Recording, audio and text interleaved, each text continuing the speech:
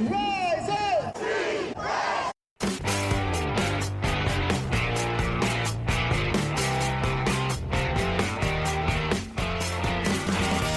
This is the Rise Up See Red podcast, all about the Arizona Cardinals and the NFL, featuring insider and outsider perspectives. Enjoy the best hour of Cardinals talk on the web. Now here are your hosts, Jess Root and Seth Cox.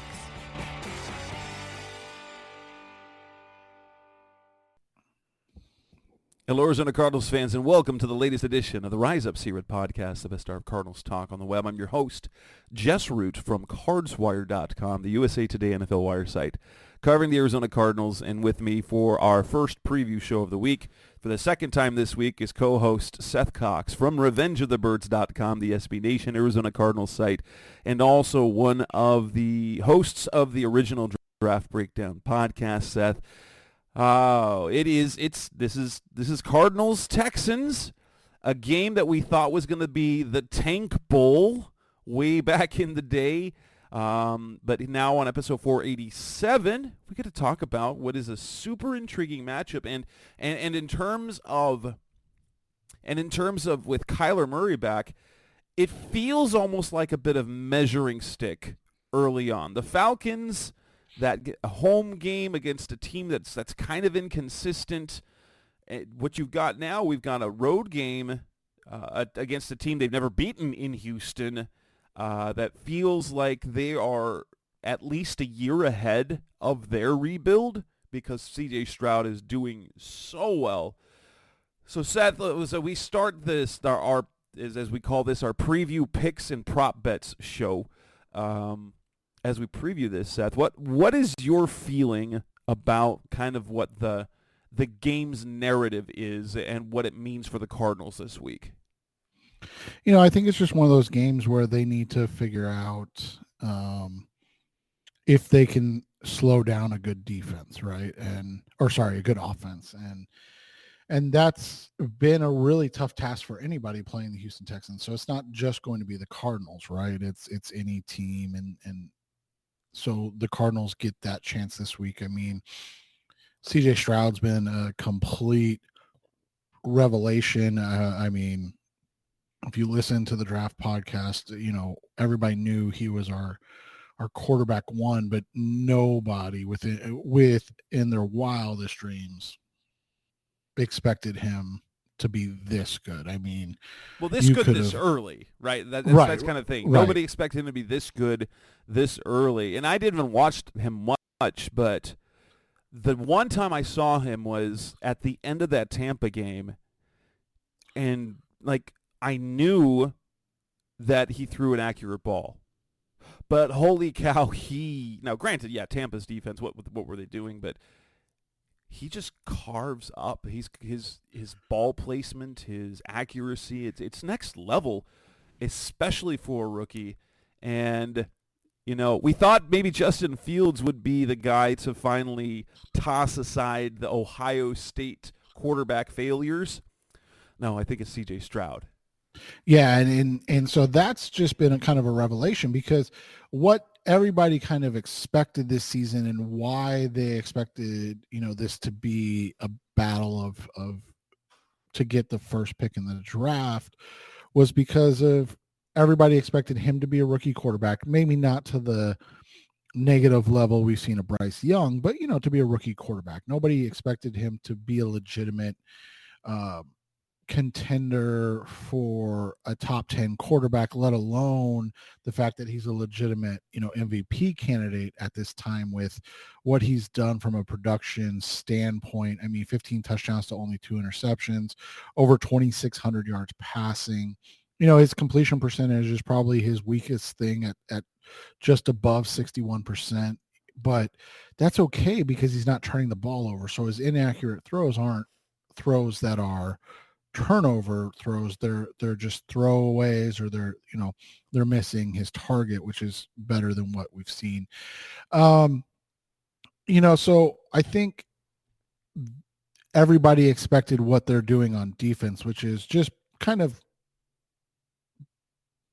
average to below average in a lot of scenarios, because like the Cardinals, they lacked a lot of talent, and, you know, the Cardinals could have gone a similar route and taken a Will Anderson Jr., who's been, a really good player for the Texans, but they decided, and I think you and I would say rightfully so, they decided to go after, you know, the bulk of more picks next year. And it Yeah. just, Well, that on top of that is like, I always felt that Will Anderson pick was a home run pick. How could you go wrong with that player in that position and with that impact? However, when you still get a Paris Johnson plus what they get on top of that, I am also not sad about that at no, all. not at all.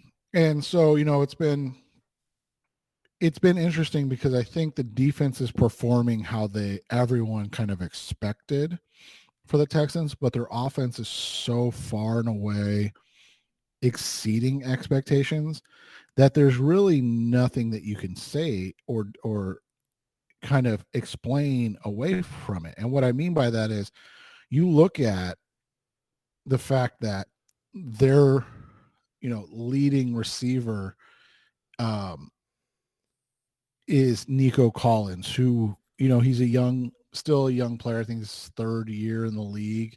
But I mean, he never had more than 480 yards in a season. And he's Right. already at 631. They have Tank Dell, who, I talked about on this show. He's a stud. Holy crap. Yeah, that had a lot of potential, but yeah, he's exceeded even my expectations. He's on pace for close to 1,000 yards, which is impressive. And then you look at it, they've got a guy like Noah Brown who's producing at a rate that he didn't even do in college. Justin and I talked about that the other night.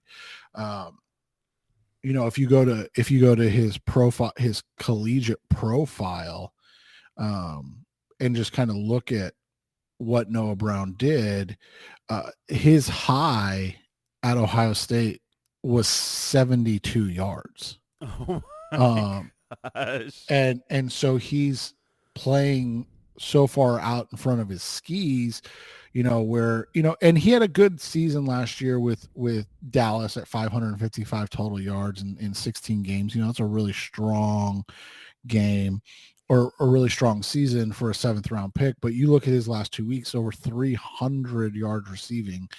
Like that was basically his career at Ohio State. And so to see him do it, at the NFL level, the way he has been crazy.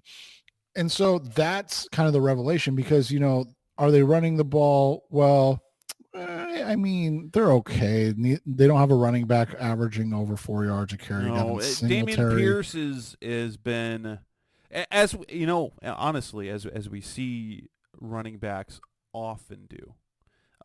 Young running backs will come in and flash, and then the next year are not as efficient. I think that's kind of a normal thing to do.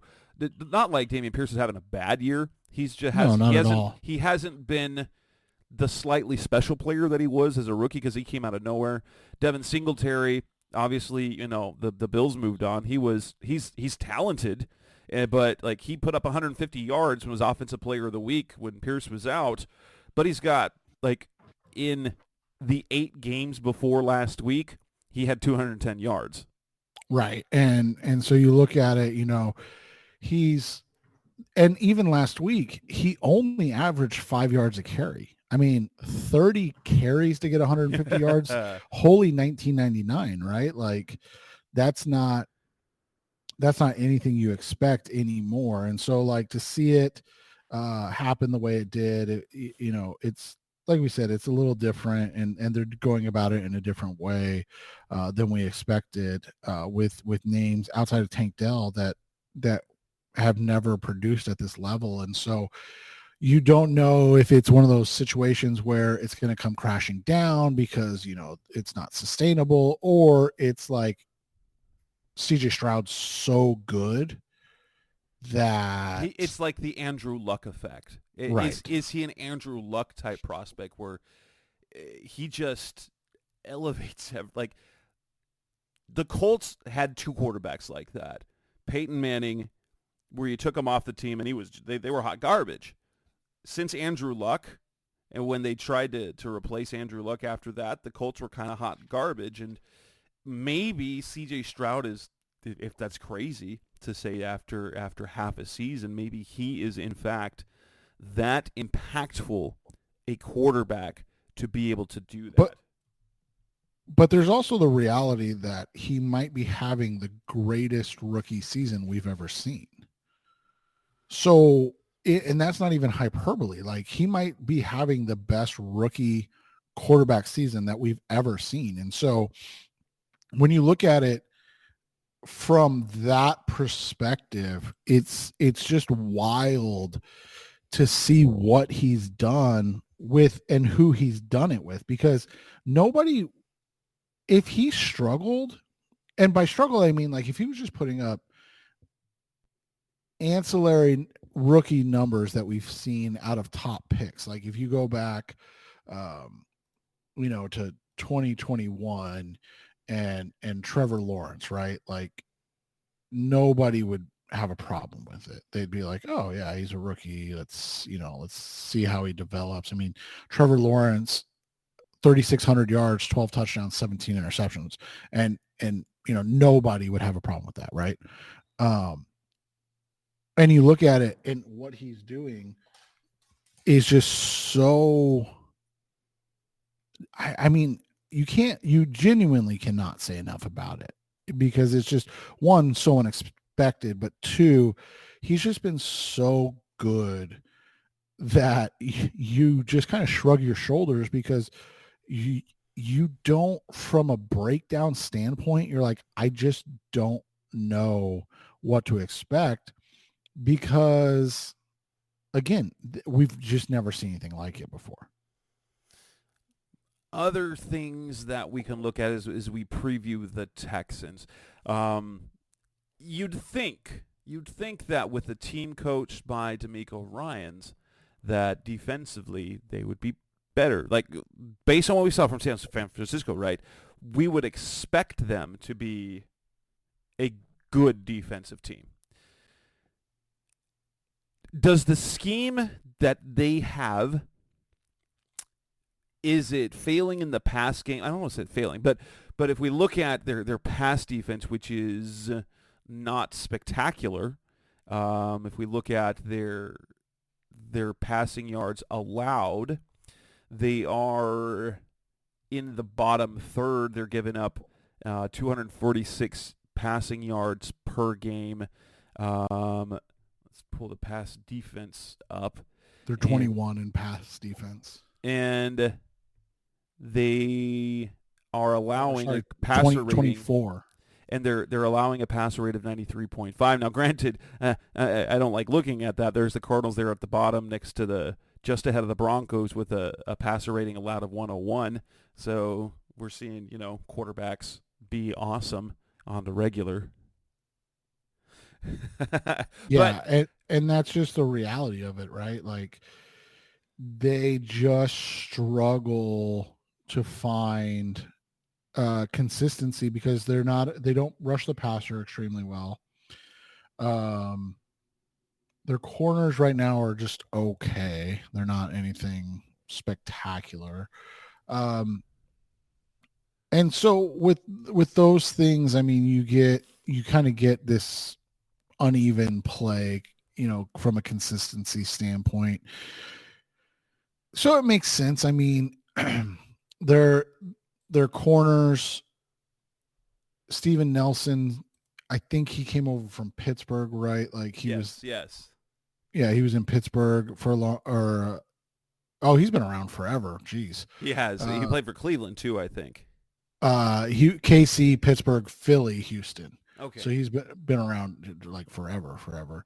Shaq Griffin, he was the one that was in Seattle for a while, and then Jacksonville, and he's kind of a guy, not bad by any means, but and so, like, you look at it, and then their backers are okay. They got Henry Toa, who's kind of underperformed. He's probably shouldn't be starting. He's a 5th round rookie, but he plays a lot of snaps for them. Blake Cashman is another one. I think he's a young guy, and he's just been kind of okay, never been a real starter in his career, and now he's starting for them at linebacker. So you just got a lot of guys that similar to the Cardinals. I mean, if we're being honest, right? Like just a lot of guys that probably shouldn't be starting, but are. Denzel Perryman's suspended. He's probably, their best is a strong word. Their most veteran linebacker presence. Christian Harris is another one. Like, they're just kind of a lot of just guys out there. And so from that perspective, it's not shocking that their defense is not great. And it's kind of like what you're seeing in Arizona right now. And it's just the fact that you've got talent. I mean, you got Jonathan Greenard, who's been a revelation from them. He was a 3rd round pick in 2020, coming into his own finally. He leads the team with 7 sacks. And obviously we know about Will Anderson Jr. not putting up the sack totals that maybe people had hoped, but he's doing a nice job as a pass rusher, but he's been really, really good against the run and helping that run defense, which I think is top 10, right? Yes, I want to say so because they've been. Yeah, so they're 8th. They're 8th in yards, but they're 3rd in yards per attempt. So that's, so those are the big things that you look at. Like their defense is just not, it just lacks talent. And as Cardinals fans, we know that, but their quarterback play has been so good. This is the crazy stat. This is like the craziest stat. Their rush offense, and you would assume with any rookie quarterback at all, you would need a strong rushing offense. Their rushing offense is 30th in yards per attempt and 25th in yards. But CJ Stroud's been so good. They're 2nd in passing yards and 3rd in net yards per attempt passing, which is, passes minus sacks.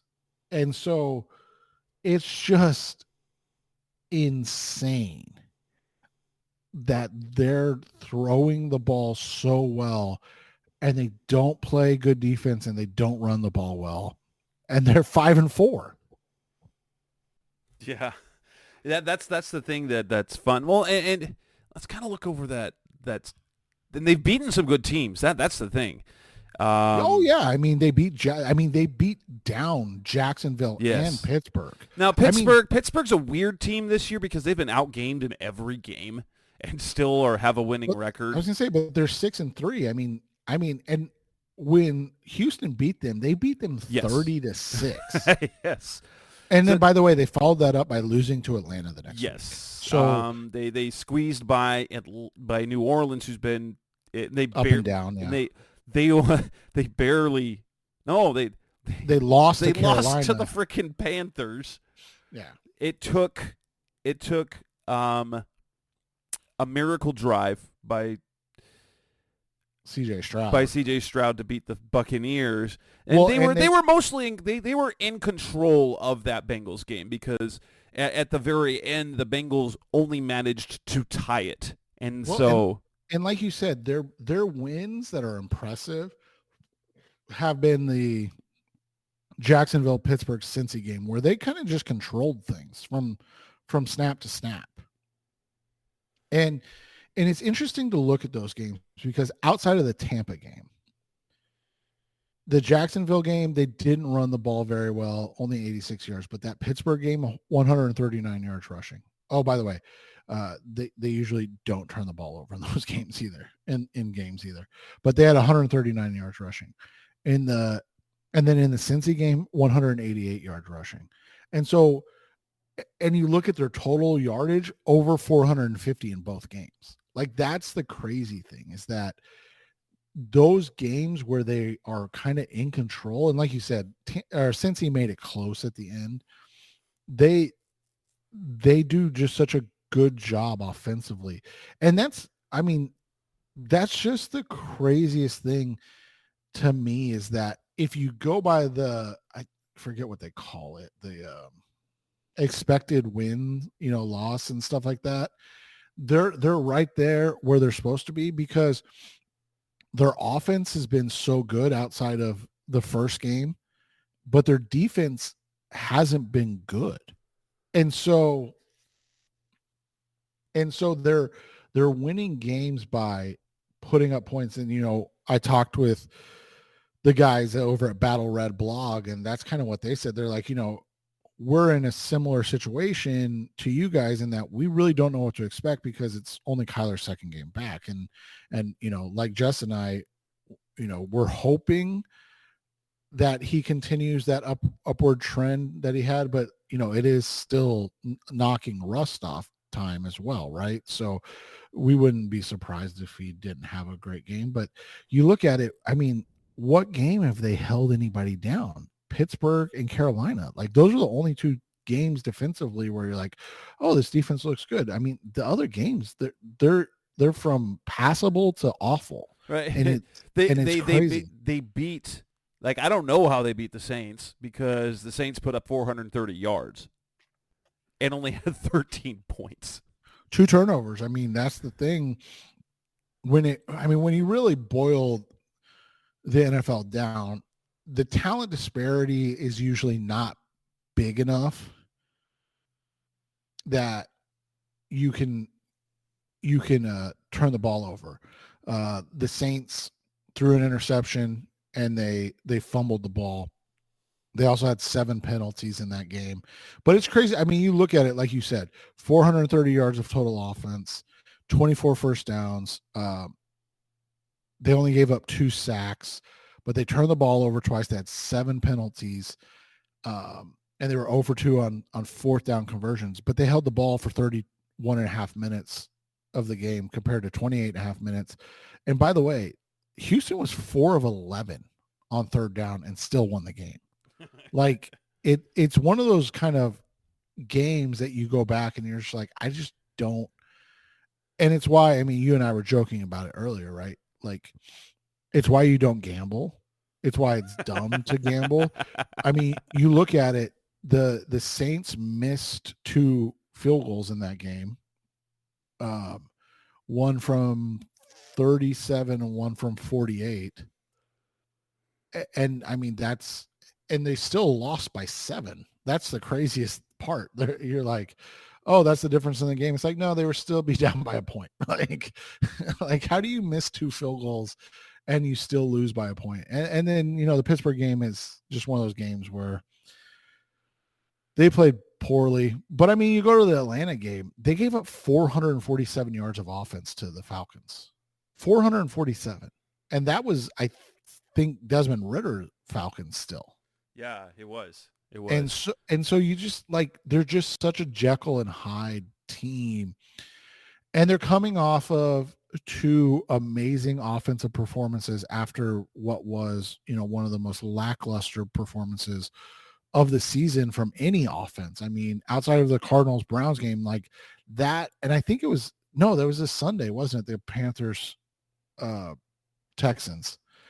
That Panthers-Texans game was awful to watch. I mean, 225 yards of offense. The 2 teams combined had less than 500 yards of offense. Yeah. Like, it was legitimately awful to watch. And so you're like, okay, you don't expect it, especially coming off, 2 games where they put up 900. Oh, they put up over 1,000 yards of offense in the last 2 games. So you're like, oh, they're going to be fine. But then you look at it, and then the next week, because it's still a rookie quarterback, that it's like, oh, he put up, because again, it's not like the Panthers are a good defense by any means. No, they're not. They're not. The Panthers aren't really a good anything right now. Let's move on then. So coming up next on the Rise Up See Red podcast, the best of Cardinals talk on the web, let's move on and talk about individual matchups, keys for the Cardinals in this game in Week 11. That's coming next on Rise Up See Red. We're back on the Rise Up See Red podcast, the best hour of Cardinals talk on the web. This is the second part of our preview, keys and matchups. It's very interesting to kind of look at because the Cardinals statistically, and as I talk about when I talked about it with Will McFadden over on the second preview show, that the Cardinals defense, and maybe it was with you too, the Cardinals defense, when you look at some of the metrics, you're like, they're bad. But then you look at, like, they give up a lot of points. They give up a high passer rating. They haven't had a takeaway in the last 3 weeks. But you look at the yards allowed, they're very modest. They just don't get off the field consistently. Yeah, it's just so weird because you look at, the last 4 games, 318, 268, 326, and 254. Those are good defensive numbers in terms of yards, but they gave up 23, 27, 31, and 20 in those games. And so the Texans have been moving the ball extremely well. And so you look at it and you're like, can they do it? Can they slow this passing offense when they really haven't been able to, while they haven't given them a ton of yards, the quarterbacks that they've played against have played well. Right. And it's fair. It's a fair question. And it also is why it's why you look at this game and you look at it and you go, oh, the Texans are going to drub them because of all the things you just said. The Texans are just going to drub them because they just don't have the horses to keep up. But then you look at the matchups and you kind of really dig in, right? And you're like, all right, well, I mean, does Nico Collins, who hasn't practiced, and I don't think he played last week, did he? I don't think he did. I'm double checking right now. Does Noah Brown really? I mean, yeah, I get it. They played freaking phenomenal last week. Like the last 2 weeks. I'm not trying to take anything away from Noah Brown, but like these guys haven't done it. And Nico did not play. His last game was against the Bucks. And by the way, you look at Nico Brown, he's had one game since the Pittsburgh game when he had 168 yards. He's had one game where has more than 60 yards receiving. So like, it's not like he'd been producing at a high level. You look at Noah Brown again, 328 yards in 2 games. And then the rest of the season, he's got 111 yards receiving the rest of the season. So you look at those and you go, no, I mean, there's no way Marco Wilson, Garrett Williams, Antonio Hamilton Jr., Starling Thomas can match up with Collins, Dell, and Brown if they're all on the field. But outside of Dell, none of them have been consistently good. I mean, right.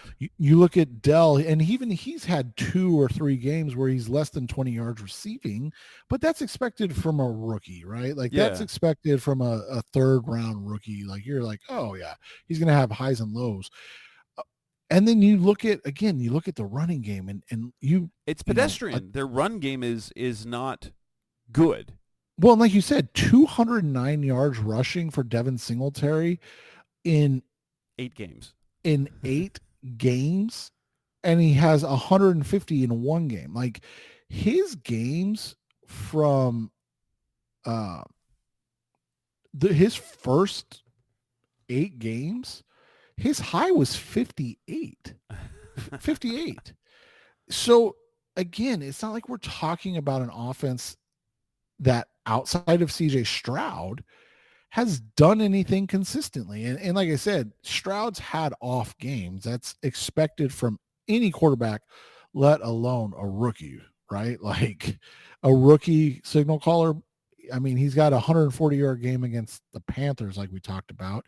He's got a 199-yard game against the Falcons. But outside of that, he's been about 240 plus yards. It's just been the last 2 weeks when you talk about,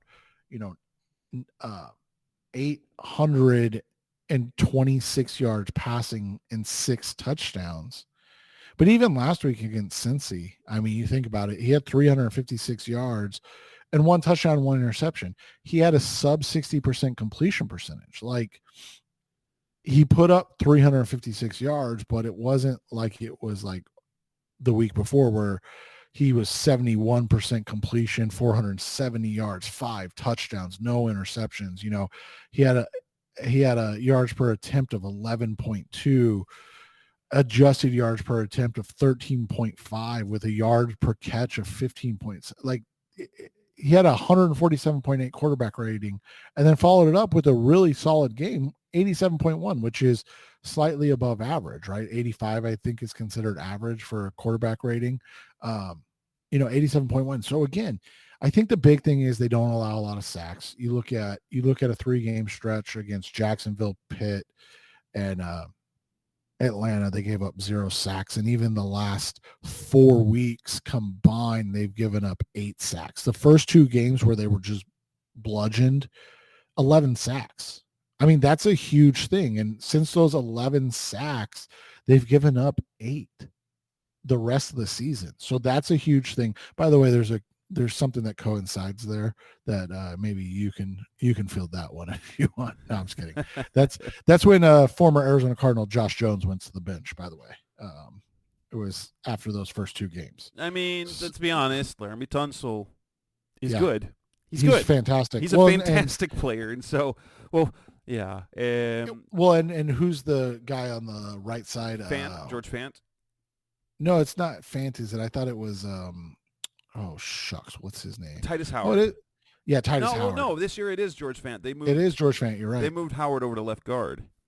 Okay. So they put Howard in even in front of Josh Jones. So. Yes, Josh Jones is listed as the second team, the backup at both left tackle and left guard. So he's the swing left side guy. Okay. And so you look at it, they've just done a great job. I mean, and George Fant hadn't been good. Shaq Mason flopped. Remember where did Shaq Mason sign his big deal from?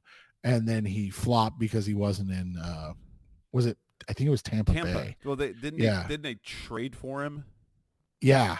And he flopped, and they got, because he was, phenomenal in New England, and ironically, you get out of New England and you're not good, right? He's had a nice season for them. I mean, it's just crazy to see what happens when you protect the quarterback, right? And so those are some big things. Oh, especially with the fact that now granted, he's proven that otherwise.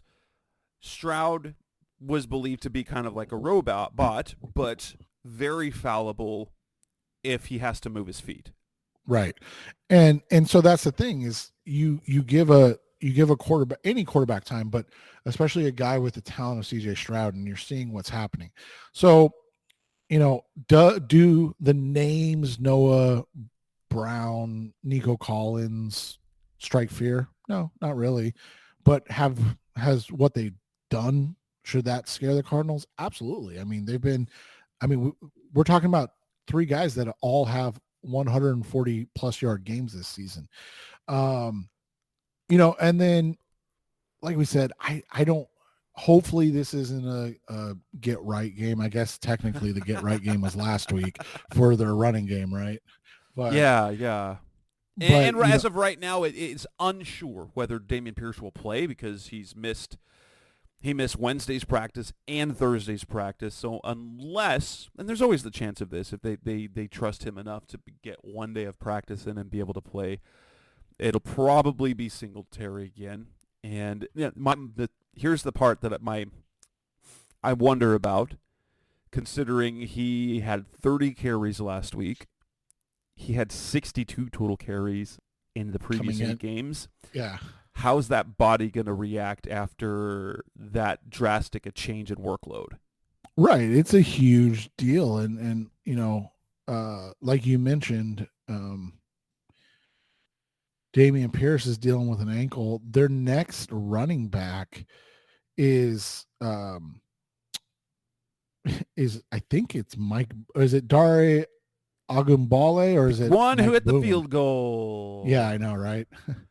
I think it's Mike Boone, though. It's isn't Mike it? Boone is the who's listed 3rd on the depth chart. Yeah. So it's like, again, you look at it. By the way, he had no carries last week. So, you know, it's one of those situations where I just think that they kind of they're looking to ride Devin Singletary, but it's not like he's been good outside of last week. That's just, you know, so expertly spelled out. You mentioned Laramie Tunsil. Obviously, the Cardinals aren't a great pass rushing team. They do a great job of pass rushing, situational pass rushing. I think that's probably the best way to put it, right? You know, they get big sacks and big times.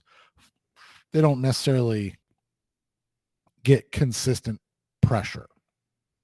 But Dante Stills has been a revelation. Obviously, he'll be attacking from the inside. So Titus Howard, you know, those guys he'll be taking on.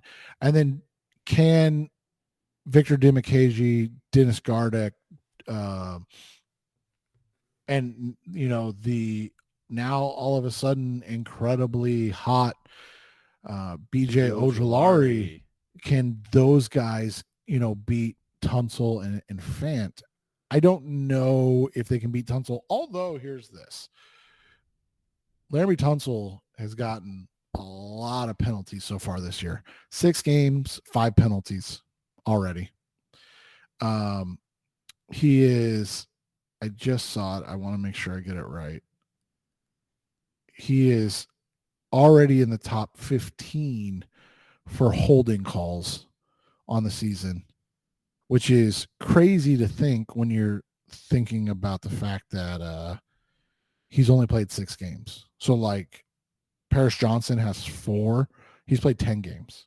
Tunsil's played 6 games, has 3. You know, and so then, you know, Shaq Mason, Tristan Howard, can they Titus Howard, excuse me, can they beat those guys? Dante Stills especially, and continue to create havoc. Have we heard anything? I know Ledbetter's been out of practice. It's 2 days in a row. The way that trends is usually no. Not gonna play. So but Naquan Jones is a guy they just added to the practice squad. He will have been there all week. I wonder if he would be the guy that they bring up. Like, not like there's anything special, but it's also one of those things too that, let's knock on some wood, because for whatever reason these knuckleheads on the interior cannot stay healthy. I truly don't understand why. Yeah, it's been something. Kevin Strong, that had, you know, he's been hurt and got hurt twice during the game last week. He tried to tough it out, couldn't do it. Yeah, it's been tough, man. And so that's a big, because I truly do think that the Cardinals can win the running game battle. Now, if it's 30 carries again, then, you know, it is what it is. But I think they can win the run game battle. They have to get pressure on Dobbs. And like I said, 8 sacks in the last 8 games. That's phenomenal. Or 7 games, excuse me. They did have a bye. But 8 sacks in those last 7 games, like, that is legitimately phenomenal. And it coincides with the fact that they're 5-2 in those games. Like, if you don't turn the ball over and you don't take big negative plays, which is what sacks are, right? You typically don't need to worry about other things. And so those are the things.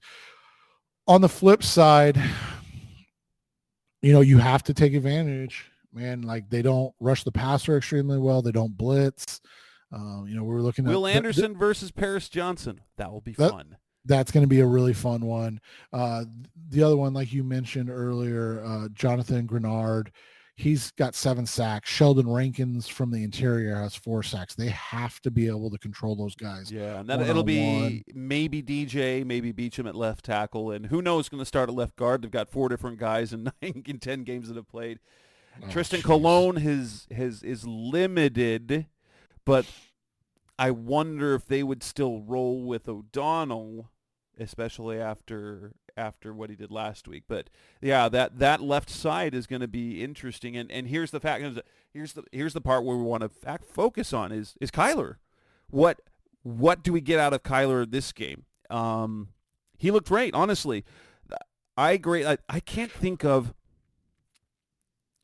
There was very little not to like about what Kyler did. He had the one false start, and he had the just miss to Hollywood in the end zone when I figured what the smarter play was to hit McBride in the flat when he was wide open on that third down play and to see what happened because he just missed Hollywood. And then the interception, but that was a miscommunication. He was throwing where schematically you should, and Yeah. McBride was doing what he'd practiced. So let me ask you this: looking at how the Texans line up on defense, they put in passing situations because Sheldon Rankins, their interior pass rusher, rarely plays on. I mean, he's got only 104 run defensive snaps compared to almost 200 pass rushing defensive snaps. So he's, literally a pass rushing specialist. They line him up on the left side. So that's Will Anderson and Sheldon Rankins.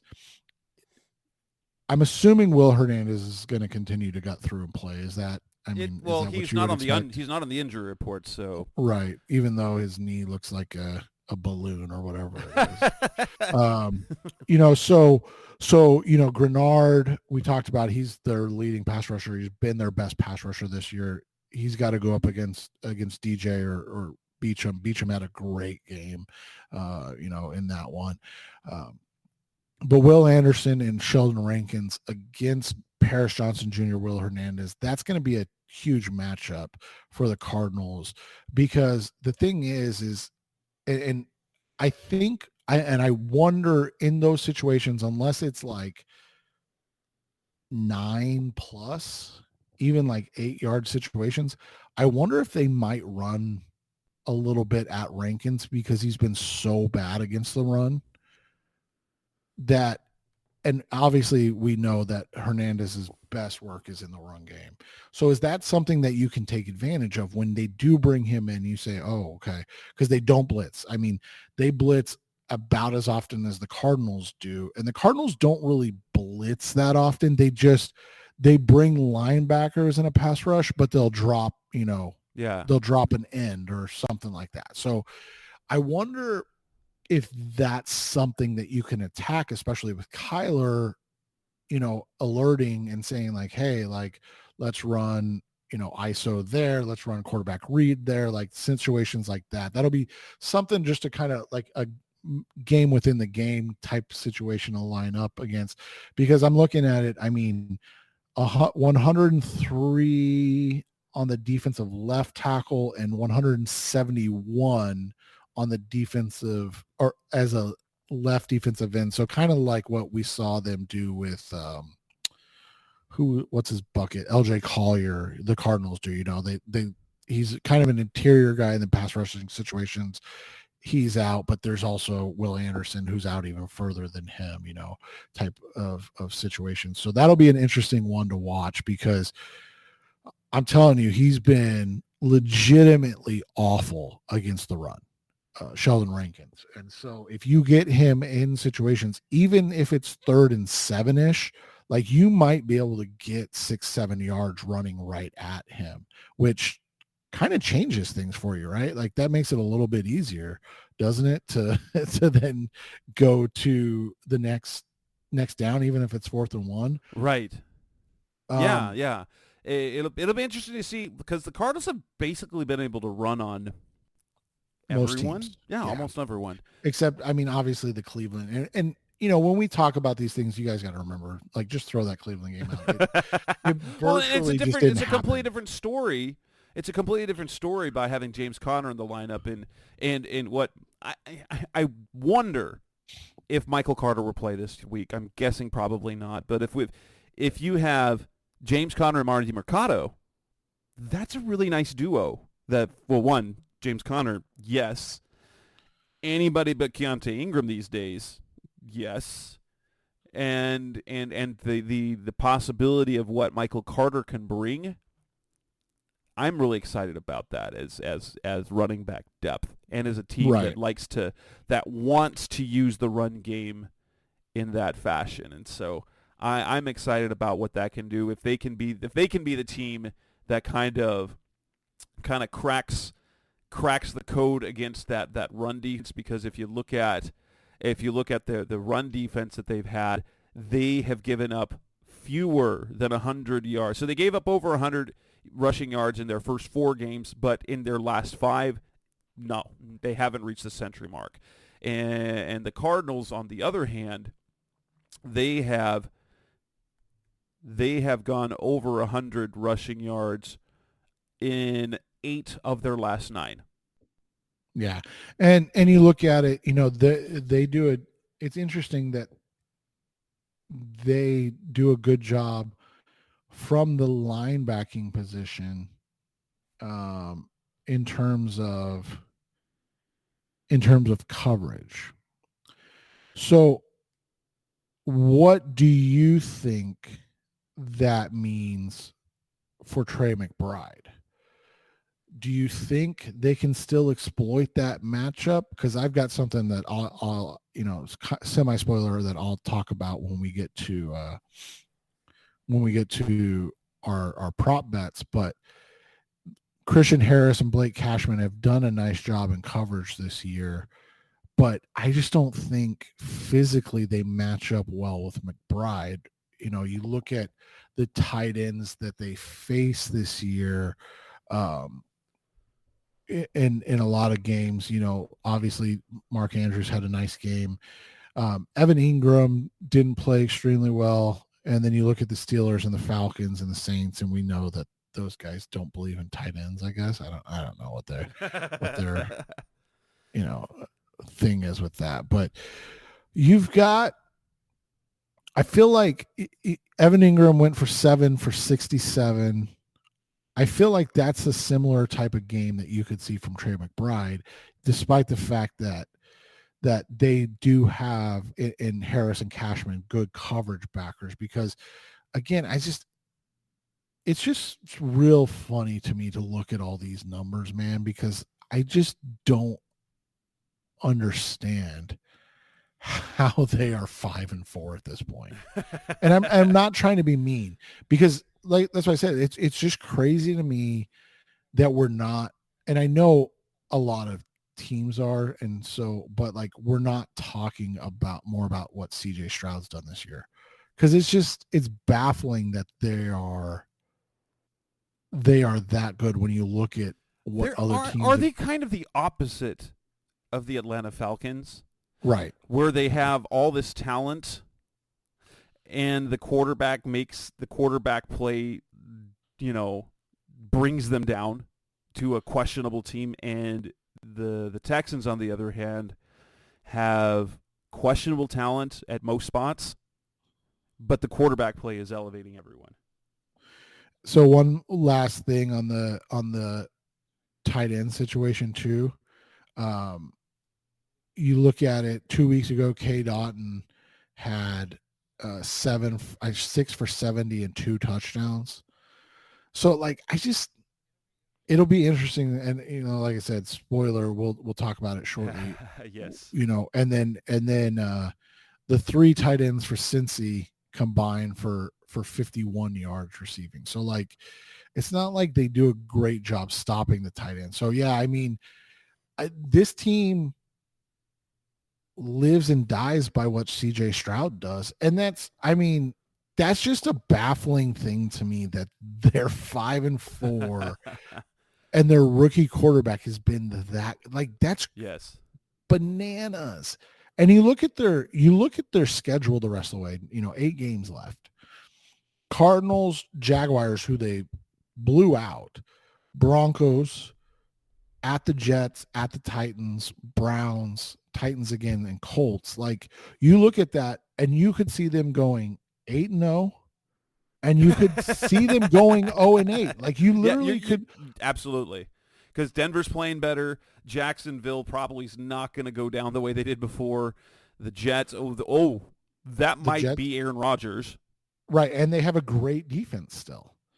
The Titans is the one game you look at, you're like, okay, they should win those 2 games. They get them, kind of. The Browns. Right time. I mean, the Browns have a great defense, but right. No more Deshaun Watson. So I know. So yeah, so it's just crazy to see this because, we went over it. Like, the names don't scare you.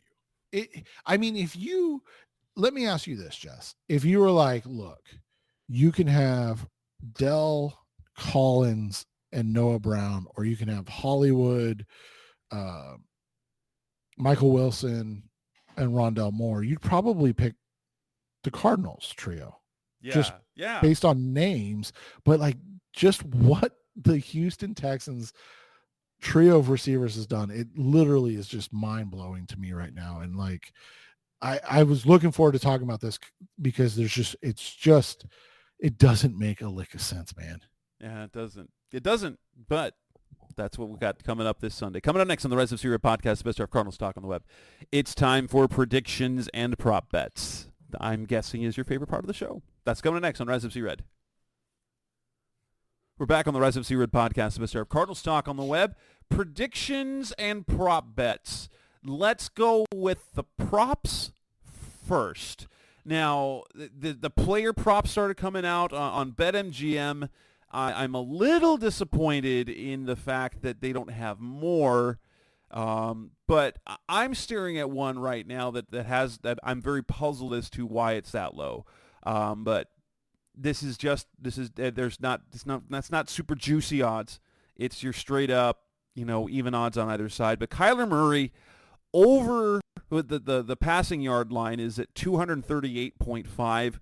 Both the over and the under at minus 115. So you got a little bit of juice you got to pay there, but basically a standard split. And one, he had almost 250 last week. Should have had more. Like, if maybe I'm just giving Kyler like he should have done you should have hit Hollywood in the end zone. Elijah Higgins, that's not a play that he should drop. He was looking at 275 to 300 yards on 2 plays that made a difference. But the stat that I'm looking at is that the Texans, and I'm not looking at the individual starters, but I don't need to, because the net passing yards they've allowed. They've allowed 251 or more net passing yards in their last 2 weeks in 4 of the last 5 games, and that's their quarterback's passing yards, and then you subtract the sack yards. So if they had any sacks at all, the actual quarterback's passing numbers would be greater than that. That's how, Clayton Tune was able to pass for 58 yards, but end up with only 17 net passing yards because of the 7 sacks. So they had 17 net passing yards that game. But so the last 2 games and 4 out of the last 5 and 6 of their 9 games. I'm sorry. Yeah.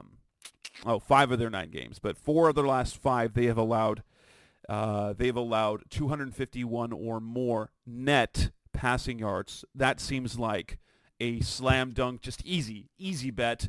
It's not great odds, but it's not bad odds either. So that for sure. And I like that you can take, and it's Thursday night when we're recording. So if you hear this Friday, go check the odds. 250 plus passing yards for Kyler's plus 110. So you get a little better juice for the extra yardage. And spoiler alert, I think Jess and I think this is going to be a shootout. So good chance that they continue to throw the ball. Rushing props. This is an interesting one. that you look at, and we talked about the Kyler rushing props. They have corrected big time. He's at over under 29 and a half yards. You had free money last week. Jess and I gave you free money, or Jess and Blake did, but I text Jess as well. I was like, free money, take Kyler's over. Like, it 13 and a half was ridiculous. I get that they were worried about, but like, I don't think if he couldn't have moved at all that they would have let him come back, right? Like, exactly. I mean, that's exactly the case, because everyone thought that the Cardinals were tanking this year anyway. So right. So that's not great this week. 30 yards. I think he covers that. If you want to take it, that's fine. But like Jess said, kind of with the passing, it's the juice isn't worth it. 40 gets to be too much. I'm usually 33 and a half is usually or 35, I guess, for if you want to make it easy math. 35 is about where I cut off for yards, because you have to remember quarterback kneel downs count. Yes, they do. That they do. So if he gets to 40 and the Cardinals are winning and they kneel down twice, then you're back at 35 and you've lost. So, or even if you've lost that bet. In that case, maybe you just hope that they have Clayton Tune come in. Right, exactly. So if you want to take the over 29 and a half, I think that's fine. But just be ready. If you like to in-game play things, I don't know how they're going to work this week, but last week I was able to snag him over 25 plus rushing yards later, because he hadn't run the ball very much, and then he had the long 13-yard run to get him to 38 and a half or 38, wherever he ended with last week. And so that's a smart play as the game's kind of progressing. Especially if it's a close game, because Kyler's going to use his legs at some point to make a big play. So check that out live. But, obviously that's not anything Jess and I can foresee the future on. Let me ask you this. Trey McBride coming off 130-yard performance, first Cardinals tight end in 900 years to go over 100 yards receiving. We just talked about the tight ends that the Texans have not been able to stop the last basically 5 games outside of Carolina. Trey McBride comes in at 54 and a half. It seems low, does it not? I mean, it does, especially since, from what it sounds like, is he got that receiving production without the benefit of schemed ways getting him the ball. And maybe that goes against it. So game flow is kind of what determined that he got the ball on those cases.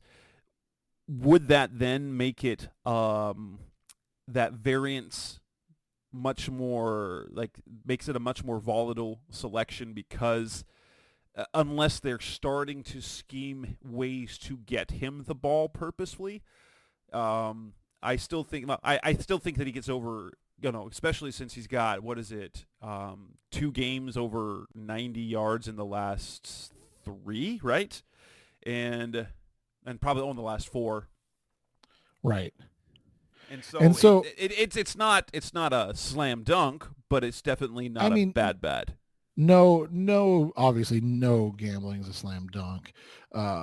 It feels like that is interesting way to come off of, and I get it. He's not Mark Andrews. He's not Travis Kelce in terms of usage and yardage, but he, outside of the Cleveland game, where by the way, in Cleveland he still had 3 catches for 22 yards. Yeah, he was the bright spot. And so I think one of the things I've been eyeballing all week is kind of following along with his yardage. So obviously over 54 and a half. I do what we call a ladder. I don't know if I've ever brought this up before, but if you take his over 54 and a half, I would actually take his 70 and 80 numbers as well. Those are plus money, plus 155 for 70 plus 235 for 80 plus yards. Like I said, the tight ends that they've gone against that are comparable from a skill set standpoint, are going for about 70 a game on the Texans, and like we said, they don't do a great job on defense. And then Tank Dell, Nico Collins not certain, Noah Brown not on the board with Nico Collins being expected to play right now, but again, he's been nicked up for the last couple of weeks. When you look at Dell's number 58.5, have you felt at all this year like the Cardinals have been able to hold down a wide receiver one? No. And I'm so trying to think back to anyone that was worth anything. Right. No. And so I get the aspect of rookie stuff. That's tough. But 54.5, Tank has cleared, or 50, is it 58? It's 58.5 on BetMGM. Yeah, it's 58.5. 58.5. He's been at 56 or higher in seven, or sorry, they played one less, 6 of the 9 games this season. I like that number. And I was telling Jess before, if you're feeling saucy, I like to parlay a single game parlay of alternate odds of Tank Dell yards and Trey McBride receiving yards. I think I want to make sure I get this right. I think if you go 80 plus for both, it's plus 750. Yeah, plus 750 on DraftKings. 80 receiving yards for both. Small fries bet type of thing, but like a $5 bet wins you $42.50 on the other end. So not a bad day at the office. So those are the ones I like. I would stay away from any sack individual defensive stats this week. I don't like them. I don't know how you feel. Like I said, neither team does a great job of rushing the passer consistently. And in fact, there are none on DraftKings at this moment, whereas the last couple weeks there have been a lot. I don't have any defense. And sacks is not one that I've ever seen on BetMGM. Yeah, DraftKings has them quite often. So what do you think of the kicking props this week? Looking at it, Prater's intrigues me with his over 2.5 field goals. Like I said, I think this is going to be a shootout. So here's one to like. If you don't like the over 2.5, because it's over 1.5 field goals made for Prater at plus 100. Yeah, and it's actually plus 105 on DraftKings. So if you're not feeling the point afters being made, then go ahead and snag those field goals made, because again, I think points are going to come in this game. And so if you're like Jess and I would suggest that. I would stay away from Amendola in terms of his kicking points, because 7.5 worries me, because I truly think that they're going to be able to score touchdowns on the Cardinals. Yeah, and that's a lot of points to get for touchdowns. Right. So yeah, 7.5 is plus 100. That gets you that basically means you have you need the Cardinals to get 2 stops inside the 30 to force field goals on top of the probably 2 or 3 touchdowns they'll give up. So I don't like that number, because I think that he's going to get to, I mean, semi-spoiler, I think he's going to get to 7 points on the day. And so I don't want to get caught on that hook of 7.5. So I'd take Prater, definitely take over field goals made 1.5. And I would actually play his over point after attempts at 2.5 as well. That's plus 154 on DraftKings. Now, does DraftKings have touchdown scores, anytime touchdowns props yet? Because BetMGM does not. Because the one thing now one game of Kyler Murray, and we see that Clayton Tune is the short yardage quarterback, you now have to think hard about Clayton Tune as an anytime touchdown, because those are going to be likely really high odds. Yeah, and he's not listed on DraftKings right now. I don't know if he's listed on yours. Well, we don't have any touchdown props yet. Any player touchdown props on ours. Yeah, so we've got a lot. He's just not one of them. So which is disappointing, because I think that's a hedge from them to make sure that they don't get burned. I mean, because let me ask you this. All right, so anytime touchdown scorer, let's just put Amari DiMercato, fringe, gonna play this week, but a backup. He's plus 550. You would have that range. Yeah, that would make sense. Right? Yeah, that would make sense. Between 550 and 750. Because I don't think you could put him lower. Now, let me ask you this one. This is a really interesting one to me. The Cardinals' defense special teams is plus 650 to score a touchdown. That seems outrageously low. Like, in the sense of, like, they haven't had a defensive or special teams touchdown all season. CJ Stroud doesn't turn the ball over. I mean, we literally just gushed about the fact that he does not turn the ball over. And plus 650, like, how is it basically the same money to bet the Cardinals defense or special teams to score a touchdown as Keontae Ingram? Like, that doesn't make a lick of sense to me. I don't know how you feel about that, but I would stay away from that completely. If you're inclined to bet those things every once in a while, I would not touch that. That doesn't make any sense. That's got to be like a plus 1,800 for me to want to play it, because it's not worth it. I'm looking at it. The other one that's off the board now for the Cardinals, which our buddy Kyle Odegaard had a field day with the week of the Browns game, no touchdown scored, off the board finally. So all we can say is welcome back, Kyler. Yes, that's some fun stuff. It's really good. Now, predictions for this game. It sounds like you are predicting a slightly higher scoring game than I am. I picked on my underdogs column for Sportsbook Wire. I have one of my 3 picks. Now, I went over 1 to start because the Bengals did not cover the spread against the Ravens, so over 1. But I have the Cardinals covering, because at plus 4.5, I think this is going to be a 3 or a 4-point game ultimately.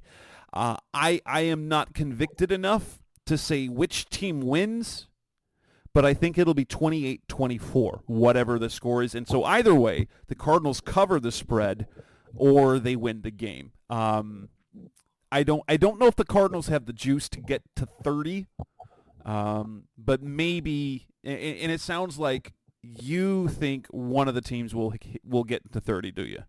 Yeah, I have this one going 31-28 to the Houston Texans. And I look at this game more as whoever has the ball last is going to win this game. And so I'm just taking the home team in this instance and saying that the Cardinals either tie it up late or aren't able to convert. And on the flip side, CJ Stroud, much like that Bucks game, is able to lead a great drive, get them in field goal range, and allows their kicker to do his thing. And so I wouldn't be surprised if it was flipped, by the way. Like, if the Cardinals, right. I truly do think this is whoever has the ball last is going to win this game. At least that's what I'm hoping. I'm hoping that the Cardinals continue to trend upwards with Kyler, especially offensively.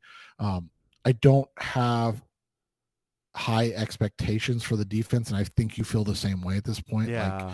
Like, we understand their limitations from just an ability standpoint. So if you're asking me, I would not play a money line bet on this one. I would take the Cardinals to cover, especially anything over 4.5. Yes. 4.5 Anything- is like, if it were 3, I'm like, no, but that 4.5, I like that because I think a 3 or a 4 point game makes sense with at the Right. end of game type drive. I will say this. Okay, I won't predict a Cardinals win. I'll say it'll be 28-24 Texans. I'm going to say that, but they cover. But they cover, and I think both of you and I agree. Take the over in this. Yes, one. yes. Which I think means this one it's easily going to goes be into the 50s. Yeah, which means it's going to be 13-15 one of these days coming. Yes, because betting is dumb. All right, so we've got 31-28 for Seth. You've got 28-24 to me. You've got a few bets you can make, and you can also check out RevengeOfTheBirds.com later in the week and CardsWire.com later in the week. My prop bets article I usually do on Saturday, might be Sunday morning. Seth, what day do you put up your props? Yeah, Saturday morning as well. We get them up there so you can enjoy the games. The biggest thing I recommend to people is that, obviously money that you can afford to lose, obviously, but it does make it enjoyable to sit there and see things that you're betting on. So if you don't want to ever bet against the Cardinals, don't bet on the Texans. Just don't do it. Don't. But on the flip side, don't hate bet against the Texans either. CJ Stroud's going to have an interception. Dude's thrown 2 all season. Don't bet him to throw an interception. It's not worth it. It's not a wise way to spend your money. If you want to do that, buy Jess cherry Coke and me a beer, and we'll spend your money that way. That totally. With that, we'll wrap up this edition of the Rise Up See Red podcast, Best of Cardinals Talk on the web, episode 487. This show obviously is dropping on Friday. I will have Mark Lane from Texans Wire for our behind enemy lines, our enemy, the however you want to call it, but it's the from the other side perspective preview show that will drop on Saturday. He's one of the guys who's been on the show before. So be looking for that. Seth and I will be back next week, talking about the game, recording Tuesday night, hitting Wednesday morning, and then for the rest of the week we'll have to wait and see because it's the holiday. So after that, we definitely have a show dropping Saturday, have a show dropping on Wednesday. That's Seth Cox. I'm Jess Root. Thanks for listening as always. Thanks for listening to the latest edition of the Rise Up See Red podcast. Listen to previous episodes and subscribe to the show on Apple Podcasts, Stitcher Radio, Audioboom, or many other podcast platforms so shows are delivered directly to your mobile device. Please give the show a 5-star rating and always support the sponsors who support the show. We'll be back soon for the best hour of Cardinals talk on the web. Rise up, Red Sea, be Red, See Red, and of course, Rise Up, See Red.